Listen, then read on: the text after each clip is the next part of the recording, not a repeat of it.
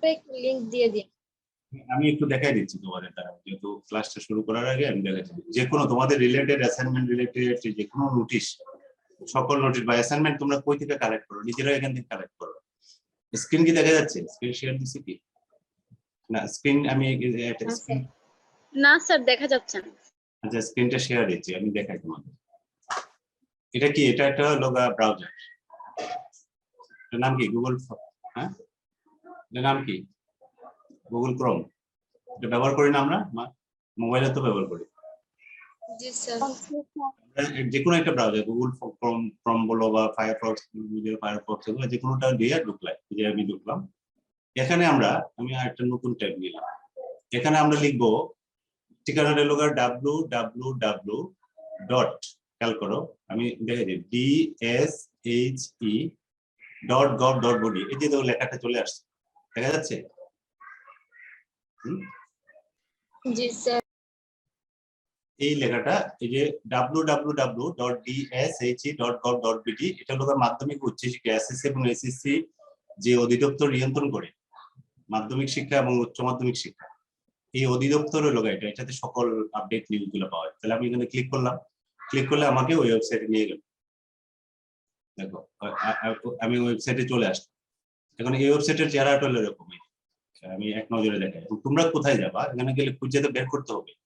তোমরা এত কিছু দরকার নাই, সোজা সামনে এসে এই যে দেখো এখানে একটা নোটিশ বোর্ড আছে, দেখতে পাচ্ছ? দেখা যায়?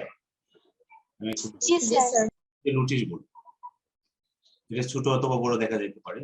এখানে 3-4টা, তো একটা দুইটা তিনটা চারটা 5টা হয়তো নোটিশ এখানে সামনে থাকবে, কিন্তু তোমার এটা এর আগেও হতে পারে, অর্থাৎ লাস্ট 5টা এখানে থাকবে। ঠিক আছে? এখন ওই যে এখানে দেখো, ওই যে 2021 সনের এসএসসি পরীক্ষার্থীদের জন্য পুনর্বিন্যাসিত পাঠ্যসূচি আলোকে অ্যাসাইনমেন্ট, 2021 সনের এসএসসি পরীক্ষা অংশগ্রহণকারী শিক্ষার্থীদের জন্য অ্যাসাইনমেন্ট, মানে সব নোটিশ এখানে থাকে। তোমারটা খোঁজার জন্য ধরো তোমার গত যে অ্যাসাইনমেন্ট গুলা তুমি চাচ্ছ এখান থেকে বের করতে, ডান পাশে এখানে দেখো সকল কথাটা লেখা আছে, দেখা যাচ্ছে? এই যে সকল, আমি একটু বড় করব, এই জায়গাটাতে ক্লিক করবো। এটা ক্লিক করার পরে সকল নোটিশ দেখা, সব নোটিশ এটা ক্লিক করলাম আমি। ক্লিক করার পরে এখানে দেখো সব নোটিশ গুলা, দাঁড়াও একটু আসতে করতেছে, নেটে ওই যে ঘুরতেছে, এটা আসবে।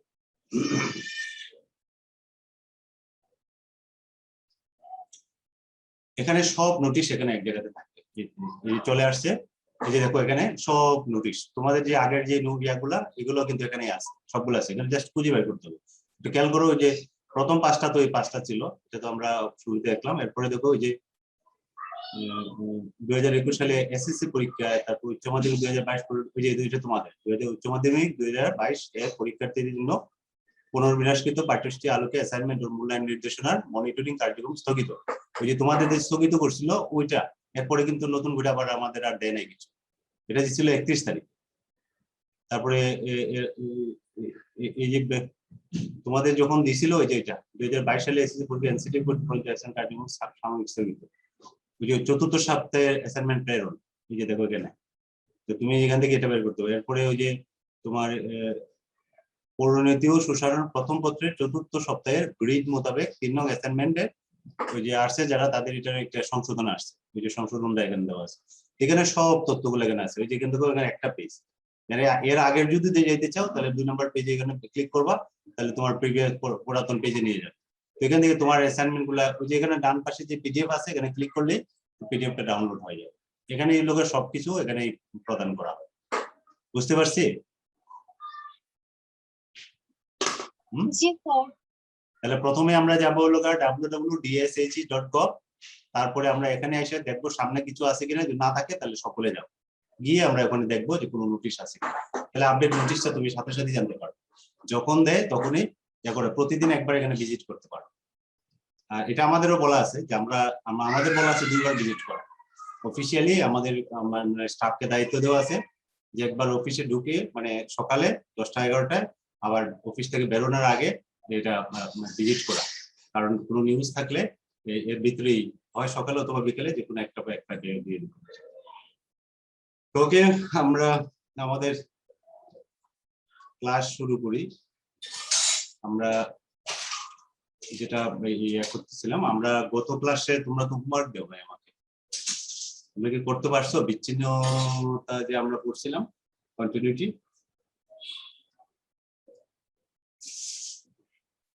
জি স্যার। কয়জন আসছো? না এই নাজমুনকে দেখতেছি না, ও আসছো? কি হলো তোমার মাঝে নাজমুন?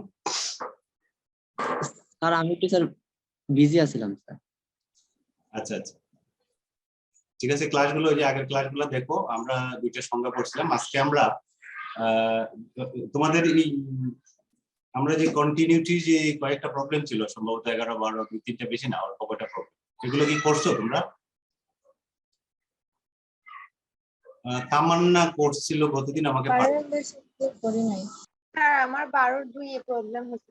প্রবলেম আছে। তামান্না স্যার করছিল, আমি গ্রুপে পাঠিয়েছি স্যার। প্রসেসটা ঠিক আছে, সামান্য একটু মিস্টেক হয়েছে, সম্ভবত ঠিক করে ফেলছে তামান্না। স্যার হ্যাঁ বলো। স্যার আমি গ্রুপে পাঠিয়েছি স্যার হোমওয়ার্ক। গ্রুপে পাঠাইছে, গুড। আচ্ছা এখন এটাতে কোনো সমস্যা আছে কিনা? আমি তাহলে আরেকটা প্রবলেম আমি একটু দেখাই দিয়ে দিচ্ছি। এই যে এটা 2 নাম্বারটা দেখিয়ে দেন 12-2। ঠিক আছে, আচ্ছা আমরা কি রেকর্ডে দিছি কিনা?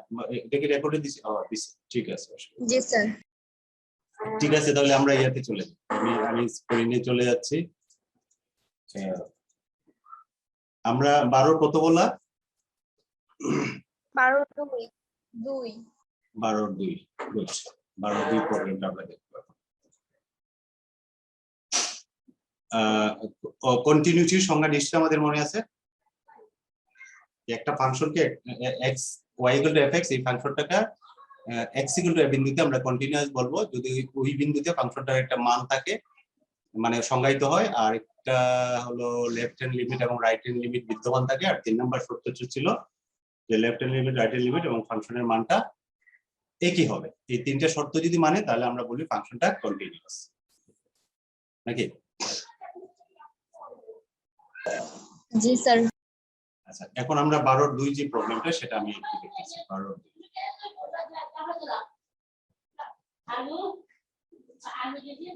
12-2 এখানে একটা ফাংশন দেওয়া আছে, ফাংশনটা আমি আগে লিখি যে fx =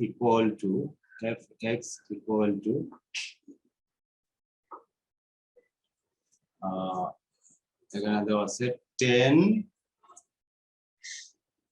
kx / x যখন x < 0, আর দেওয়া আছে 3x + 2k²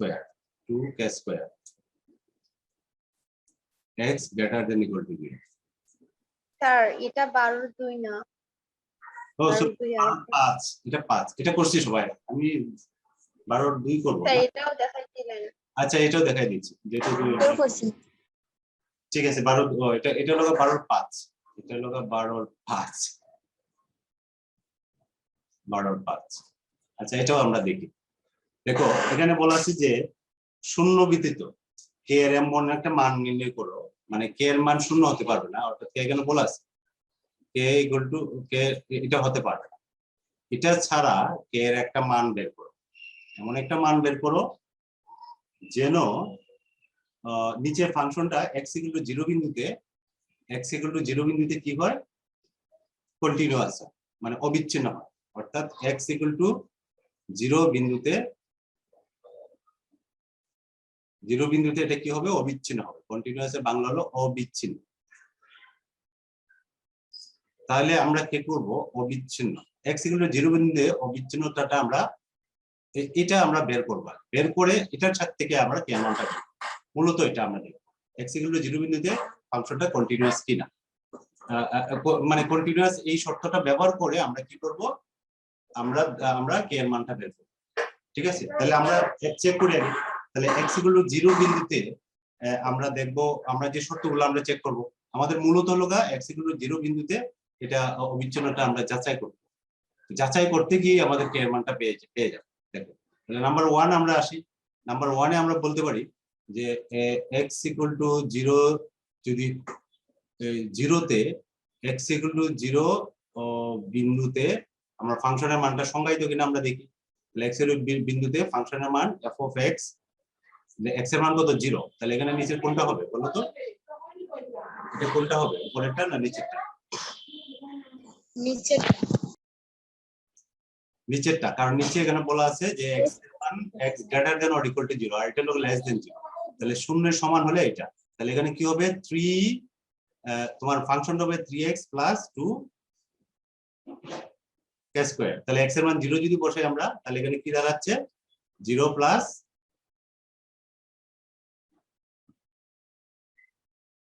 2k square.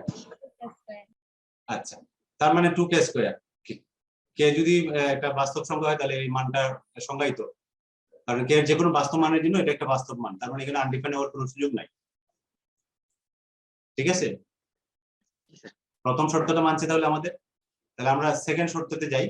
Second শর্ত হলো আমাদের লেফট হ্যান্ড লিমিট আর রাইট হ্যান্ড লিমিট এগুলো দেখি বিদ্যমান কিনা, তাহলে লেফট হ্যান্ড লিমিট কোন বিন্দুতে, আমরা কোন বিন্দুতে এটা করব, x টেন্ডস টু 0 বিন্দুতে, তাহলে এটা তাহলে এটা লিখলাম। এখন এটা এখন আমরা বের করি, তাহলে x এর মান 0 এর দিকে ধাবিত হচ্ছে কিন্তু 0 এর চেয়ে ছোট, তাহলে এখানে ফাংশনটা কি হবে বলো তো, ফাংশনটা কোনটা হবে, উপরেরটা না নিচেরটা? উপরেরটা হবে, উপরেরটা sir 10x divided by x, এজন্য 10x বসাবো আমরা 10 kx বাই ফাংশনটার পরিবর্তে আমরা এটা এখানে বসাবো। এটার মান বের করতে গিয়ে আমরা লিমিটের শর্ত, ওই লিমিটের প্রবলেম আমরা করে আসছি এর আগে, tan থিটা বাই থিটা যদি হয় তাহলে এটার মান হলো 1, তাহলে এখানে kx আছে, তাহলে আমরা এখানে x এর নিচে x আছে, এখানে একটা আমরা কি করব, এখানে একটা k নিয়ে আসবো। ঠিক আছে, k নিয়ে এসে তারপরে আমরা একটা k দিয়ে গুণ করে দিব, তাহলে এই কাজটা আমরা করতেছি। দেখো তাহলে 10 kx আর নিচে লিখলাম kx, তাহলে k যেহেতু বেশি লিখছি তাহলে এখানে আমরা এখানে গুণ দিয়া আমরা k দিয়ে একটা গুণ দিয়ে দিলাম। তাহলে এখন খেয়াল করো এই মানটার মান কত, 1, limit tan theta by theta tan kx by kx এর মান 1, 1 ইনটু কি হবে k সমান হলো k, এটা হলো লেফট হ্যান্ড লিমিট। ঠিক আছে, ঠিক একইভাবে যদি আমরা রাইট হ্যান্ড লিমিট বের করি, রাইট হ্যান্ড লিমিট, আমরা যদি রাইট হ্যান্ড লিমিট বের করি তাহলে লিমিটটা আমরা বের করি। এই নাজমুল বুঝতেছো তুমি এটা? জি স্যার, বুঝতেছি স্যার। আচ্ছা, তাহলে এটা তাহলে বলো তো এখানে আমার ফাংশনটা কি হবে, x যদি নিচেরটা হবে স্যার 0 প্লাস মানে হলো কোনটা হবে, ওই যে 3x plus right 3x plus 2k square, এটা হবে। তাহলে এখানে যদি আমরা x এর মান 0 বসাই তাহলে এখানে পাচ্ছি আমরা কি 2 কি k স্কয়ার। তাহলে লেফট হ্যান্ড রাইট লিমিট বিদ্যমান কিন্তু দুটো মান কি একই, মান একরকম না, এক নম্বর না, তার মানে অবিচ্ছিন্ন হওয়ার জন্য ওই যে এখন প্রশ্নটার ভাষার দিকে তাকাও, ওই জন্য বলছে শূন্য ব্যতীত k এর এমন একটা মান নির্ণয় করো যার নিচের ফাংশনকে x ইকুয়াল টু 0 বিন্দুতে কন্টিনিউয়াস করে, অবিচ্ছিন্ন করে, তাহলে এটা করার জন্য এই দুটো মান সেম হইতে হইব, কন্টিনিউয়াস হইতে হইব, তাই না? তাহলে আমরা লিখতে পারি শর্ত মানতে, অর্থাৎ ফাংশনটা কন্টিনিউয়াস হতে হলে এখানেও লিখতে পারি আমরা ফাংশনটি অবিচ্ছিন্ন হওয়ার জন্য বা হতে হলে অবিচ্ছিন্ন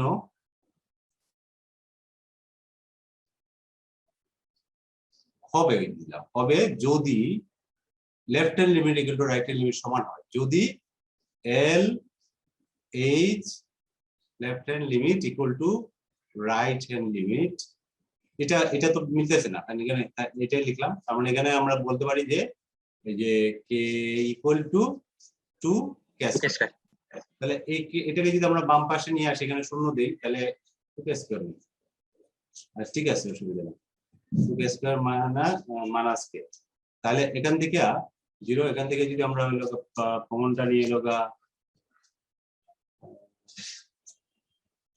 k স্যার k কমনটা এখানে থাকবে কি 2k মাইনাস 1, তাহলে এখানে দাঁড়াচ্ছে কি k এর মান দাঁড়াচ্ছে, k এর মান একটা মান হলো 0 আর একটা k এর মান দাঁড়াচ্ছে কত 1/2, তাহলে এই মানটা তো আমরা আগে বলছি যেটা আমার করতে পারবো না, নিতে পারবো না, এটা প্রশ্নে আগে বলছি না আমরা শুরুতেই, প্রশ্নের ভাষাই বলছে যে k এর মান 0 ছাড়া এমন একটা মান বের করতে, 0 ছাড়া k এর আরেকটা মান কি পেলাম আমরা হাফ হাফ তাহলে এটাই आंसर আমাদের, আর কিছু করতে হবে না, মানে এতে নির্ণয় কে এর মান অথবা কে ইকুয়াল টু হাফ, শেষ आंसर। ঠিক আছে, কে এর মান হাফ হলে ফাংশনটা কি হবে, কন্টিনিউয়াস। তখন দেখো এখানে কে এর মান হাফ আর এখানে কে এর মান যদি হাফ বসাই তাহলে 1/4, তাহলে হাফ এই লেফট হ্যান্ডের লিমিট আর রাইট হ্যান্ডের লিমিট সমান হয়ে যাচ্ছে, তার মানে ফাংশনটা কন্টিনিউয়াস হয়ে যাচ্ছে। বুঝতে পারছি? এবং সেই ক্ষেত্রে 3 নম্বর শর্তটা মেইনটেইন হবে। 3 নম্বর যে শর্তটা দেখো, তাহলে left hand limit right hand limit এবং ওই যে ফাংশনের যে ভ্যালু সব সেম হবে। দেখো সবটাই হাফ আসবে। 2k স্কয়ারের মান হাফ না?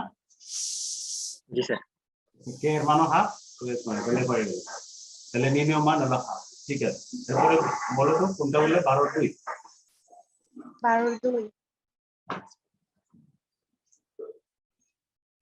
12/2 12/2 দাঁড়াও আমি তো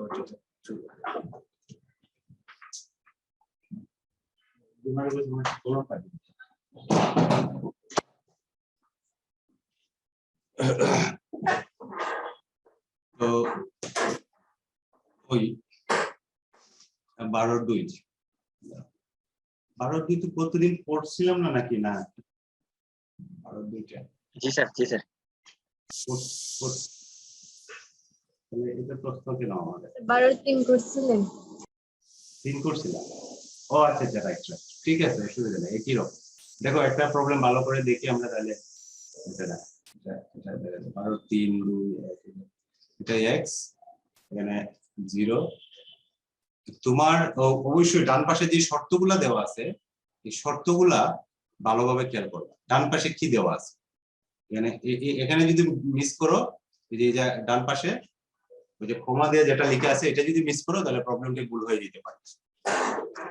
ফাংশনটা এখানে 3টা ভাগে ভাগ করা আছে। এটাকে বলি আমরা x এর মান যদি 0 এর চেয়ে ছোট হয় তাহলে ফাংশনের মান হলো এটা x² + 1, আর 0 থেকে 1 এর ভিতরে যদি থাকে, 0 এবং 1 সহ এর ভিতরে যদি থাকে তাহলে এটার মান হলো 1, আর 0 এর চেয়ে বড় হলে এটার মান হলো 1/।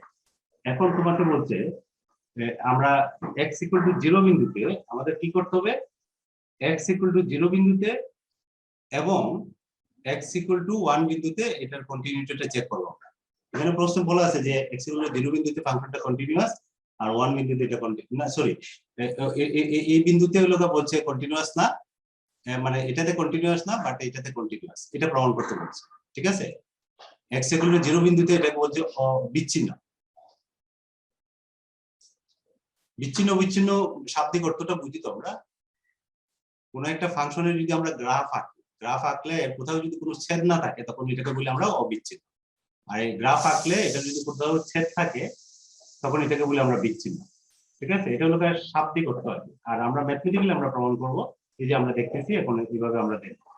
তাহলে আমরা প্রথমে কি করব, আমরা x = 0 বিন্দুতে ফাংশনটাকে চেক করব এটা কি কিনা। তাহলে আমরা প্রথমে নিলাম যে x = 0 বিন্দুতে আমরা ট্রাই করব এটা বিচ্ছিন্ন না অবিচ্ছিন্ন।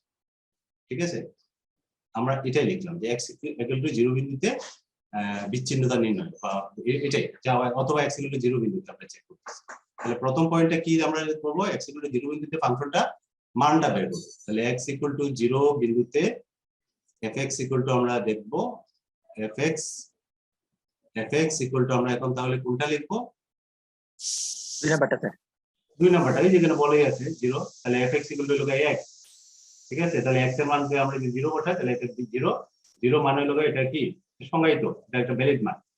ঠিক আছে, যা সংজ্ঞায়িত। আমরা প্রথমটা এটা একটা ভ্যালিড। ওকে, নাম্বার 2 তে আসি। 2 তে হলো আমাদের লেফট হ্যান্ড লিমিট। তাহলে লেফট হ্যান্ড লিমিট আমরা কোন বিন্দুতে বের করতেছি, 0 বিন্দুতে। তাহলে x টেন্ডস টু 0 কি হবে, মাইনাস, যেহেতু লেফট হ্যান্ড লিমিট fx। এখন আমাকে একটু বলো তো, কে বলবা এখন ফাংশনটা কি হবে আমাদের? প্রথমটা স্যার,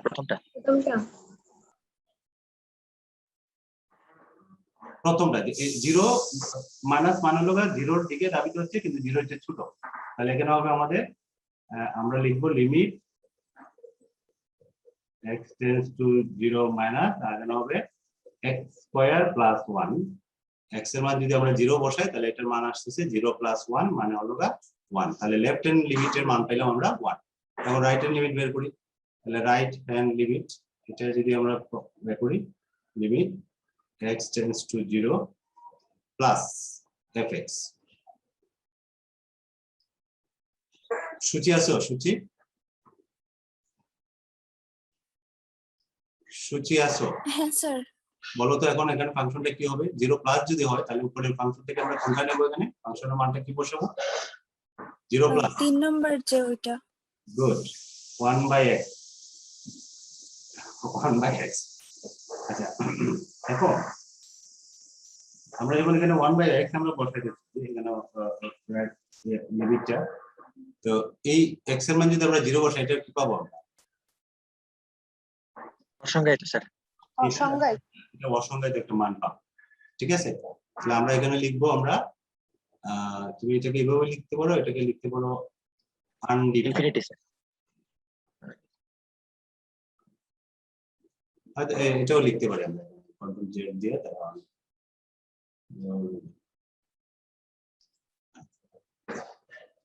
আমরা এটা লিখতে পারি। এখন left hand limit right hand limit কি সমান? না স্যার। না স্যার। এখন আমার 3 নম্বর শর্ত যাওয়ার দরকার নাই, সুতরাং এখান থেকে আমরা বলতে পারবো যেহেতু লেফট হ্যান্ড লিমিট এবং রাইট হ্যান্ড লিমিট সমান না, সুতরাং কি লিখবো? x ইকুয়াল টু 0 বিন্দুতে ফাংশনটা, সুতরাং x ইকুয়াল টু 0 বিন্দুতে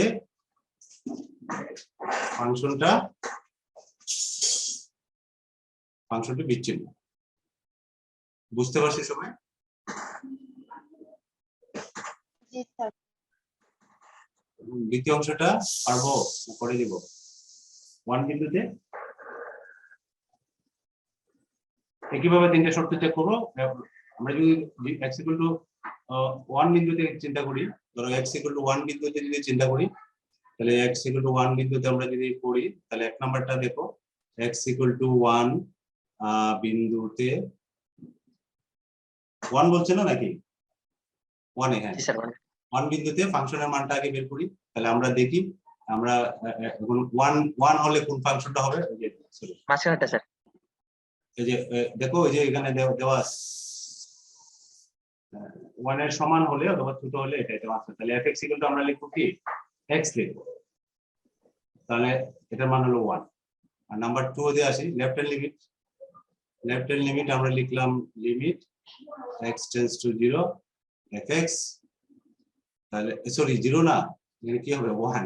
1 মাইনাস, এখানে মিস হবে কিন্তু আমরা প্রায় বলে হয়তো লিখে দিই, যেহেতু আমরা x ইকুয়াল টু 1 বিন্দুতে করতেছি, সুতরাং এটা খেয়াল করতে হবে এখানে হবে 1 লেফট, এই জন্য উপরে মাইনাস হবে। তাহলে এখন বলো তো এখানে আমরা ফাংশনটা করতে হবে 1 এর চেয়ে ছোট, 1 মাইনাস মানে 1 এর চেয়ে ছোট, 1 এর চেয়ে ছোট হলে প্রথমটা স্যার, প্রথমটা। এই ভালো করে দেখো, দ্বিতীয়টা স্যার। 3 নাম্বারটা স্যার। 3 নাম্বার 1 এর চেয়ে ছোট x টেন্ডস টু 1 বাট 1 এর চেয়ে ছোট, তো 1 এর চেয়ে ছোট ওই যে এটা দ্বিতীয়টা বলা আছে, তো এই দ্বিতীয়টা 1 এর সমান অথবা 1 এর চেয়ে ছোট হলে x ফাংশনের মানটা কি? জি স্যার, মাঝখানেরটা। ক্লিয়ার বলা আছে এখানে যে 1 এর চেয়ে, মাঝখানে। আর এটা তো 0 এর চেয়ে বড় নাকি? না সরি, 0 এর চেয়ে বড় না 1 এর চেয়ে বড়? সরি, এটা 1 এর চেয়ে বড়, এটা জি স্যার। এটা 1 এর চেয়ে বড়, এটা 1 এর চেয়ে বড়।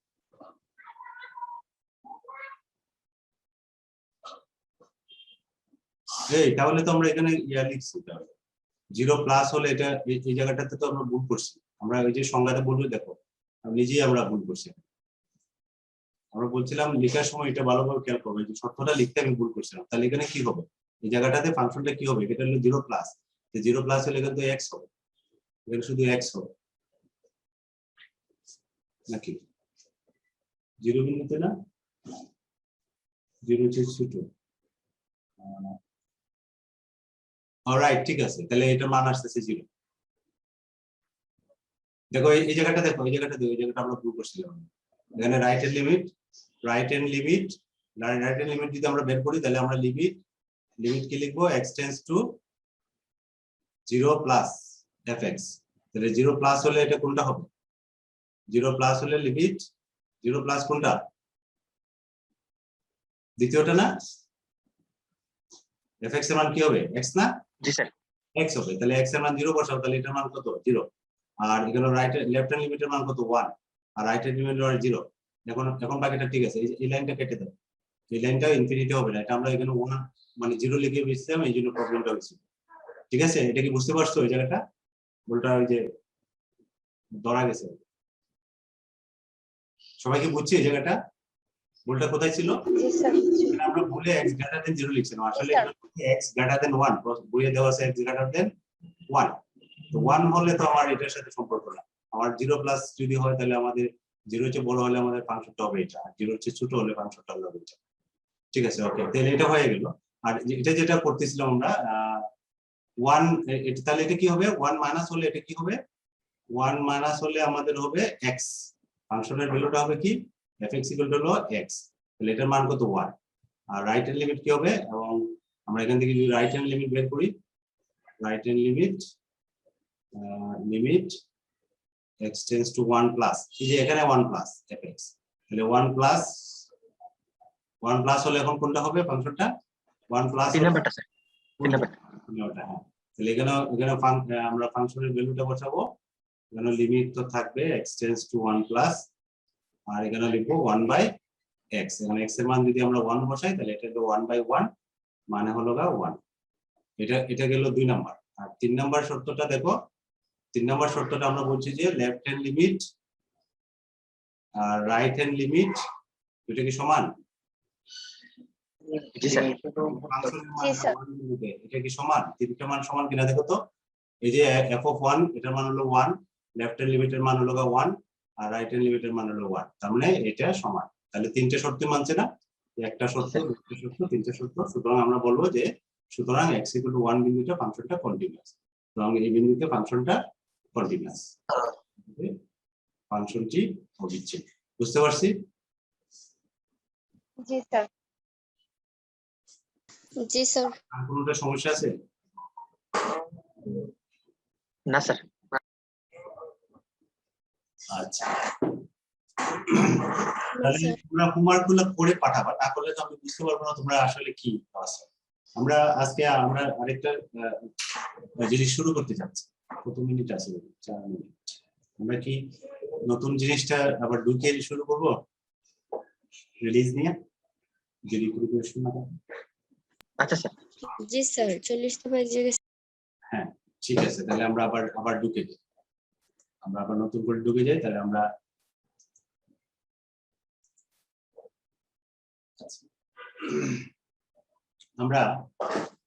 অন্তরস্থ শুরু করব শুরু করার পরে প্রথম দিকের যে দুই একটা ছোট ছোট অধ্যায় আছে এগুলো করার পরে আমাদের ইনভার্স ফাংশন লাগবে তো যখন লাগবে তখন আমরা ইনভার্সটা করে আসব তারপরে আবার চলে আসবো প্রথম দিকের গুলোতে লাগবে না এই জন্য আমরা শুরু করে দিতে যাচ্ছি ঠিক আছে ডিফারেন্সিয়েশনটা যেহেতু আমরা লিমিট করে ফেলছি এখন ডিফারেন্সিয়েশনটা করতে আমাদের অসুবিধা হবে না ফাংশন আমরা করছি আর আমরা লিমিটটা ক্লিয়ারলি আমরা নিশ্চয়ই বুঝতে পারছি তাই না কোনো একটা ফাংশনের লিমিট আমরা বের করতে পারবো না এখন লিমিট তো লিমিট যেহেতু আমরা করছি তাহলে সুতরাং আমাদের আর আটকানোর কোনো ইয়ে নাই সুযোগ নাই আর শুধুমাত্র আমরা ইনভার্স ফাংশনটা করলেই হয় ওকে আমি ইয়ে করতেছি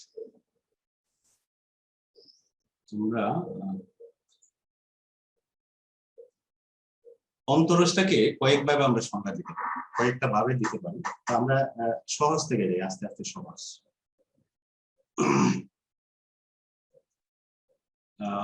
এটাকে তিনটা ওয়েতে তোমাদের বইয়ে পাঠ্যপুস্তকে ডিফাইন করা আছে অন্তরজটা আর কিছু না এটা লিমিটিং লিমিটটা কি এটা আমরা একটু বোঝার চেষ্টা করছি একটা হলো একটা ফাংশনের মান ধরো fx একটা ফাংশন ধরো f একটা ফাংশন x এর মান আমি সামান্য বাড়ালাম y = fx ধরো y = fx এটা একটা ফাংশন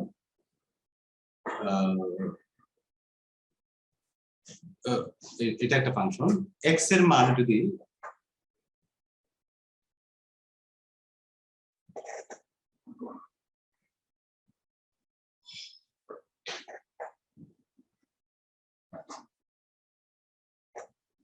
এটা হলো ওয়াই, একটা ফাংশন, এটা হলো ওয়াই, এটা হলো এক্স এর মান।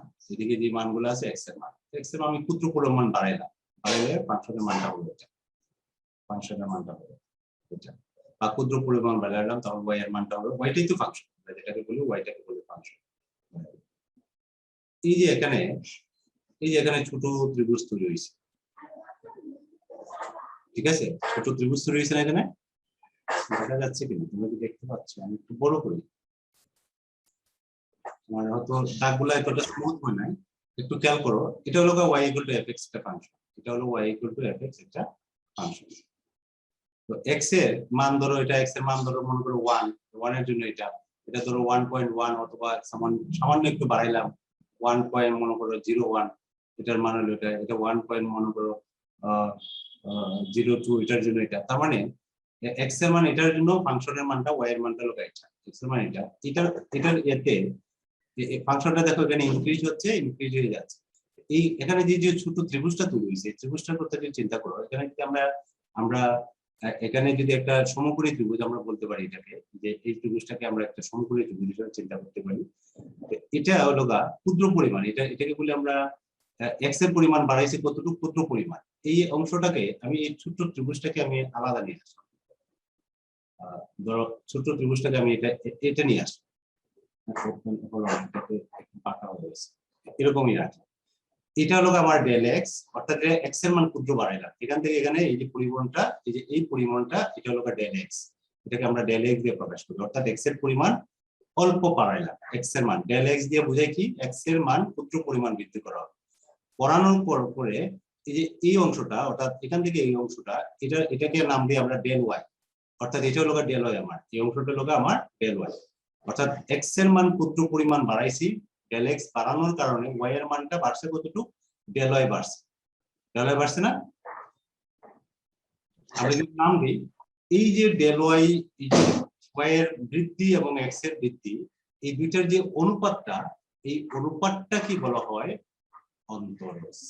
এই অনুপাতটা, এই রেশিওটা, কারণ এটা এখানে আরেকটা মজার জিনিস আছে, আমরা ওই যে জ্যামিতিতে আমরা ঢাল পড়ে আসছি না, স্লোপ, মনে আছে? জি স্যার, জি স্যার। কোন একটা স্লোপের ধনাত্মক দিকের সাথে যে কোণ তৈরি করে তার ট্যান থিটাকে বলা হয় ঢাল। আসলে এটাই হলো ট্যান থিটা। দেখো তুমি এখানে একটু খেয়াল করো, আমরা যদি এটাকে চিন্তা করি, এটা যদি আমরা থিটা ধরি, এটাকে যদি আমরা থিটা ধরি, তাহলে ট্যান থিটা সমান আমাদের সূত্রটা কি, ট্যান থিটা সমান কি, লম্ব বাই কোণ, লম্ব এখানে del Y, del Y, del X, del X. Del X. তার মানে এই জিনিসটাই, এই যে ট্যান থিটা যেটা তৈরি হলো, এটা ডেল ওয়াই, ওটা ক্ষুদ্র পরিমাণ, এক্স এর মান ক্ষুদ্র পরিমাণ বাড়ানোর কারণে ফাংশনের মানটা যদি অতি ক্ষুদ্র পরিমাণ ওয়াই বাড়ে, ডেল ওয়াই বাড়ে, তখন del Y by del X, এটাকে বলি আমরা অন্তরজ। এবং এটাকে প্রকাশ করি কিভাবে, একটু খেয়াল করো, এই বর্ধিতটাকে আমরা, এটাকে আমরা প্রকাশ করি এভাবে প্রকাশ করি। ধরো এটাকে প্রকাশ করি, ধরো ফাংশনের মানটা আগে ছিল এক্স, বাড়ানোর কারণ হলো ফাংশনের মানটা হলো এটা, ঠিক আছে, আগে ছিল কি এক্স, তাহলে তাদের পার্থক্যটা হলো এটা, আগে ছিল এফ এক্স, বাড়ানোর পরে এটা, তাহলে এখানে যে মানটা বাড়ছে, মানে কতটুকুর মাঝে ডেল এক্স এ বাড়ছে, এটা হলো ওয়াই এর বর্ধিত, আর এটা হলো এক্স এর বর্ধিত। খেয়াল করো, উপরেরটা কি, ওয়াই এর পরিবর্তন, ফাংশনের পরিবর্তন, মানে ওয়াই এর পরিবর্তন উপরে। আচ্ছা, ডালের সংখ্যাটা আমরা মনে আছে, ডাল তো একটা সংখ্যা বললাম এটা, আর ডাল যখন আমরা নির্ণয় করছি, আমরা বলছি না কোটি দ্বয়ের অন্তর y1 - y2 বাই লগে কি ভুজ দ্বয়ের অন্তর, মনে আছে? জি sir.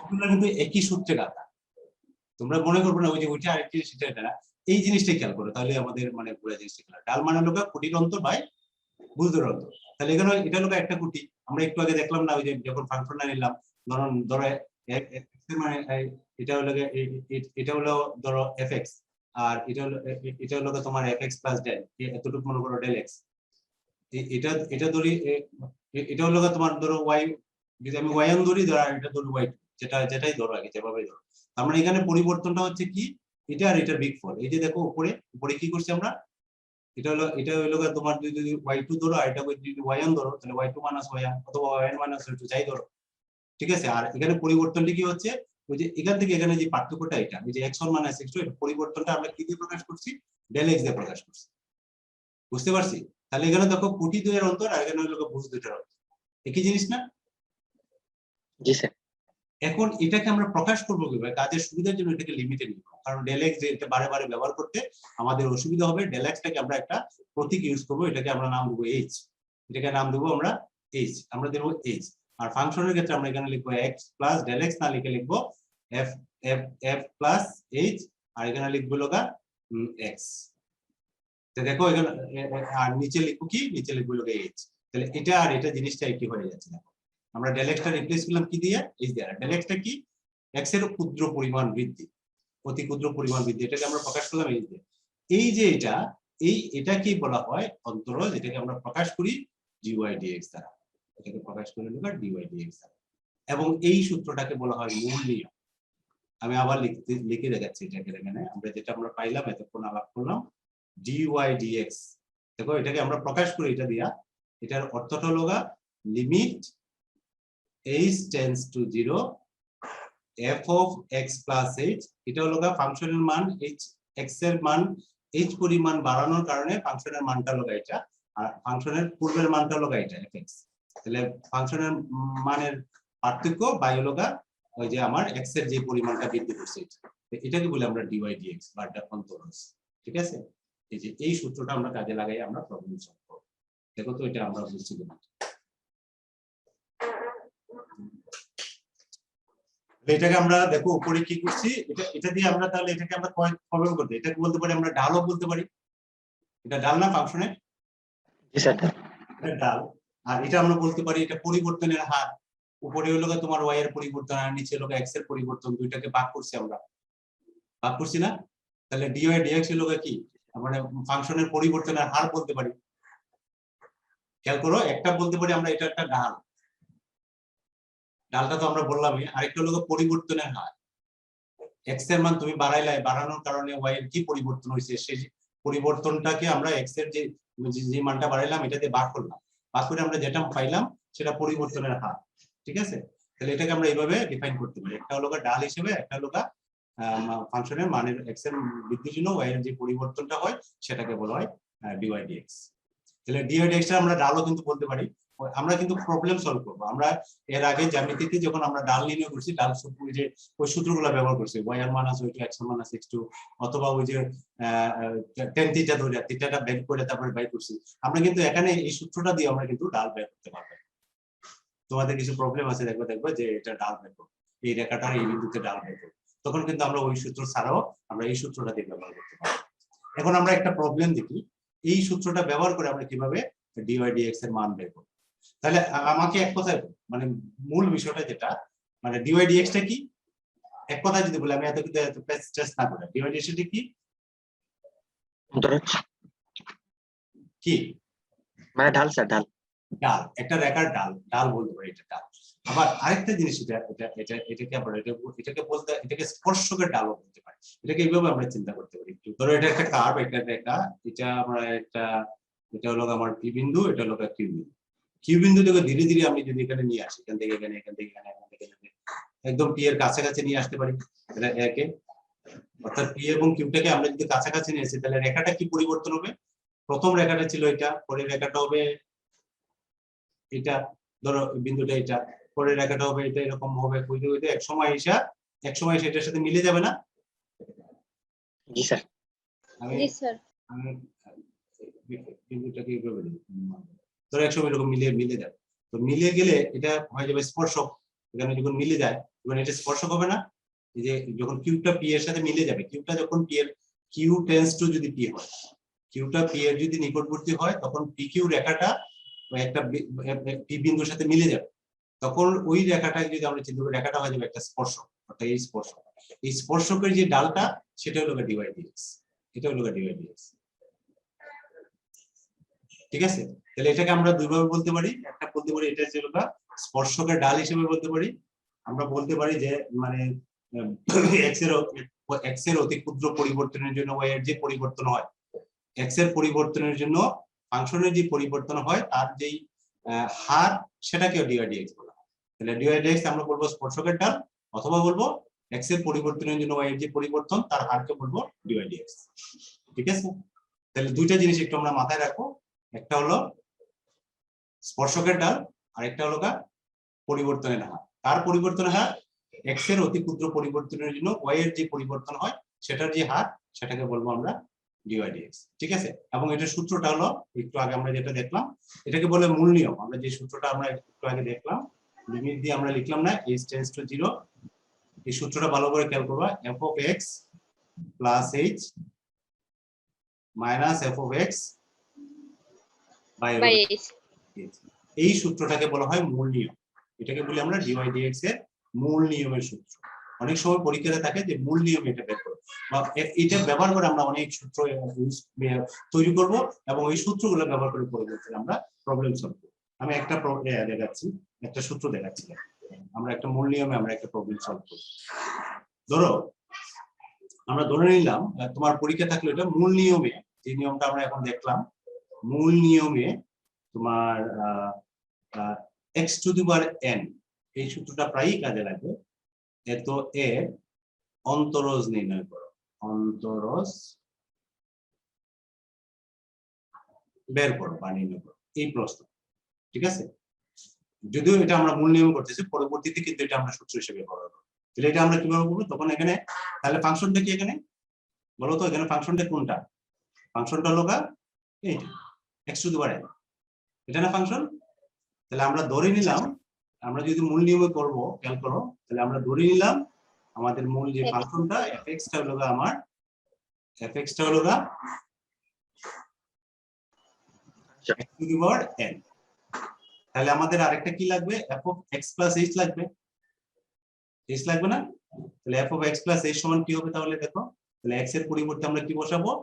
x plus h two the power n। বুঝছি এটা? fx যদি আমার এটা হয় তাহলে f of x plus এটা হবে।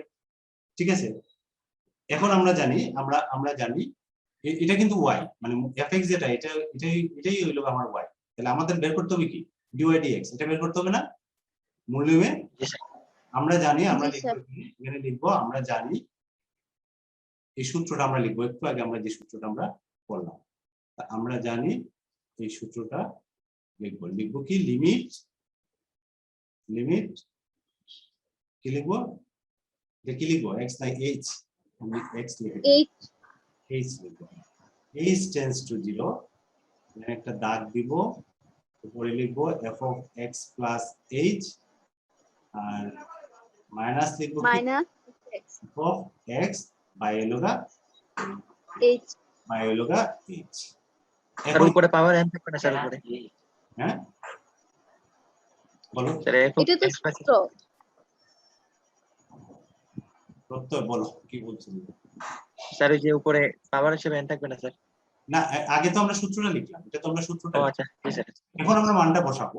এখন দেখো, এখন আমরা সমানের নিচে সমান দিলাম, লিমিট এখানে যা আছে তাই লিখলাম।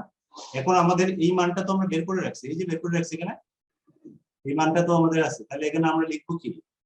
f of x plus h এর পরিবর্তে কি লিখবো? x plus h two the power n লিখবো। আর fx এর পরিবর্তে কি লিখবো? ওই যে এটা লিখবো, x to the power n, x to the power n, x to the power n h। আর এই নিয়ম তো আমরা জানি, এখন লিমিটের মানটা কিভাবে বের করতে হয় এটা, এগুলো আমরা জানি না, আমরা তো পড়ে আসছি। তাহলে এটা পড়ি আমরা একটু। এখানে হইলো দ্বিপদী যে রাশি আছে, দ্বিঘাত রাশি, এই সূত্রটা আমরা এখানে ইউজ করব।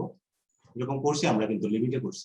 এখান থেকে আমরা কি কমন টানবো? এখান থেকে আমরা কমন টানবো x, উপর থেকে x কমন টানলে এখানে থাকবে 1 প্লাস h বাই x, এর পাওয়ার কি হবে? n। তাহলে এর পাওয়ার হলো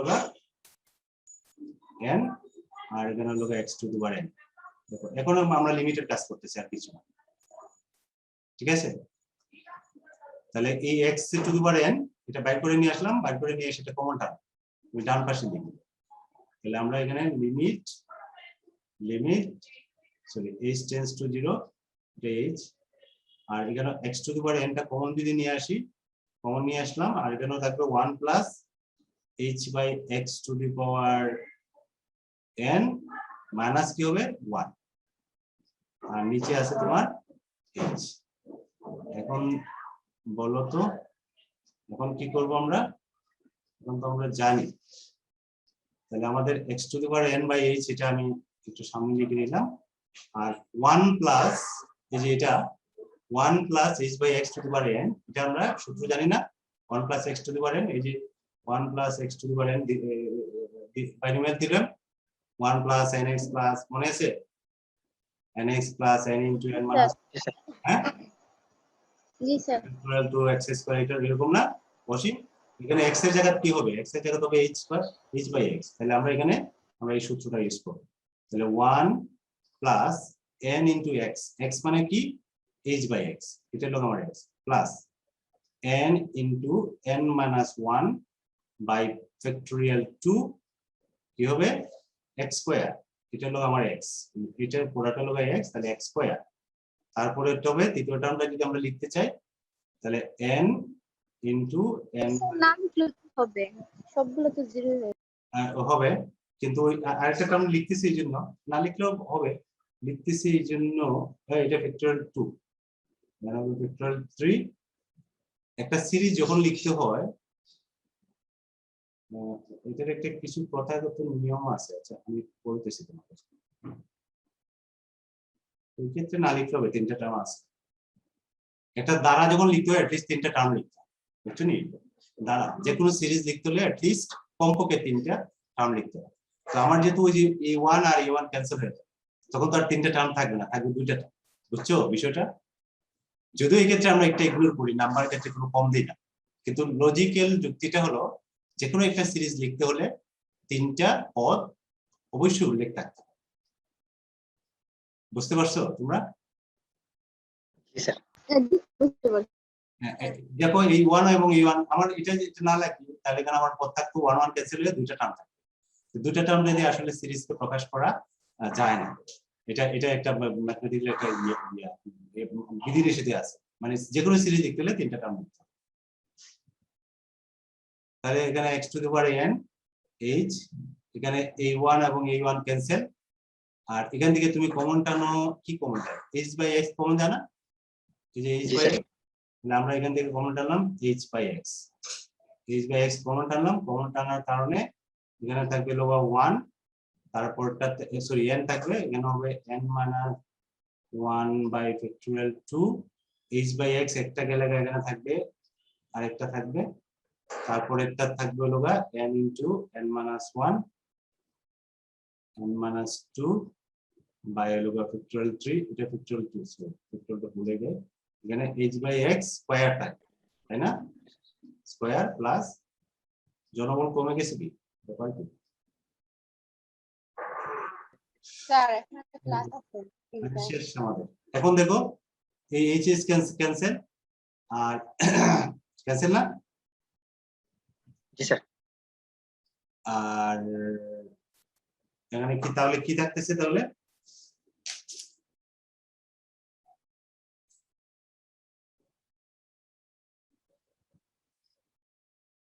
আমি এইচ এর মান যদি 0 বসাই, দেখো এই টার্ম 0 হয়ে যাবে, এই টার্ম 0 হয়ে যাবে, সব টার্ম 0 হয়ে যাবে, তাহলে আলটিমেটলি থাকবে কি আমার x to the power n, আর নিচে একটা x আছে, আর থাকতেছে লোগা n, এটা থাকে না, জি স্যার। তাহলে জি স্যার। n টাকে আমরা আগে লিখলাম, আর এটাকে যদি আমরা সূচকের নিয়ম অনুসারে লিখি তাহলে কি লিখবো, এটা লিখবো না, তাহলে আলটিমেটলি আমরা কি পাইলাম dy dx সমান, y লিখতেছি না আমরা, d ddx, y টা কি ছিল আমাদের x to the power n না, তাহলে y এর পরিবর্তে আমরা এটা লিখলাম, তাহলে এটা সমান আমরা কি পেলাম n x n মাইনাস 1, খেয়াল করো এই সূত্রটা কিন্তু আমরা এস্টাবলিশ করলাম, এতক্ষণ আমরা যা করলাম এই সূত্রটা, অর্থাৎ ddx অফ xn, আমার ফাংশনটা কি ছিল xn না, এটা সমান হবে কি nx n মাইনাস 1, এখন আমাকে বলো তো যে ddx অফ যদি এখন আমরা সরি ddx অফ আমার বলা থাকলো যে x টু দি পাওয়ার 5, এটা সমান কত, তাহলে আমরা কি লিখবো,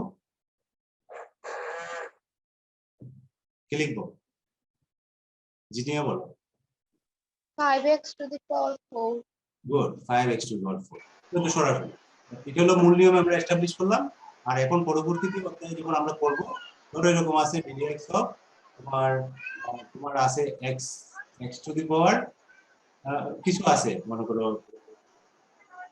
9 আছে, তাহলে এটা কি হবে 9 x to the power 9 minus 1 মানে 8। তাহলে এটা আমরা ব্যবহার করতে পারবো এখন, সহজ না? জি স্যার পারবো।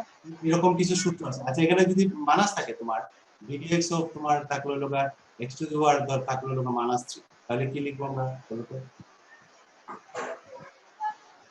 এখানে তো 1/x -3 into x to the পাওয়ার -3 - 1, সূত্রটা হলো এটা n x n - 1, ঠিক আছে? তাহলে এটা হলো -3 x টু দি পাওয়ার -4, এটা আসবে না?